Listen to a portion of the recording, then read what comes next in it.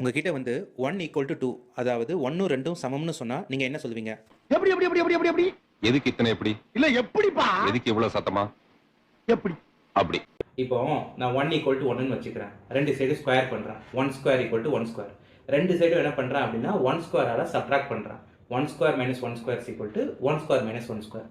இப்போ நான் என்ன பண்றேன் அப்படின்னா left side 1 square minus 1 square இருக்குல்ல, இது a square minus b square ஃபார்மேட்டோட அலைன் ஆகிறதுனால a minus b into a plus b, அதாவது a ஸ்கொயர் மைனஸ் b ஸ்கொயரை a minus b into a plus b எழுதிடலாம். ஸோ 1 ஸ்கொயர் மைனஸ் 1 ஸ்கொயரை 1 minus 1 into 1 plus 1 அப்படின்னு எழுதிக்கிறேன். ரைட் சைடில் இருக்கக்கூடிய 1 ஸ்கொயர் மைனஸ் 1 ஸ்கொயர்ல இருந்து 1 காமனா எடுத்துக்கிறேன். So 1 into 1 minus 1. இப்போ ரெண்டு சைடும் 1 மைனஸ் 1 1 மைனஸ் 1 இருக்கும். 1 மைனஸ் 1ஐயும் 1 மைனஸ் 1ஐயும் கேன்சல் பண்ணிடலாம், கட் பண்ணிடலாம். ஸோ இப்போ லெஃப்ட் சைடில் 1 பிளஸ் 1 இருக்குது, ரைட் சைடில் 1 இருக்குது. 1 பிளஸ் 1 அப்படிங்கிறது 2, ரைட் சைடில் இருக்கக்கூடியது 1. அப்போ 2 ஈக்குவல் டு 1. ஸோ இதுதான் வந்து மேத்தமெட்டிக்கல் ஃபேலசின்னு அர்த்தம், அதாவது கணித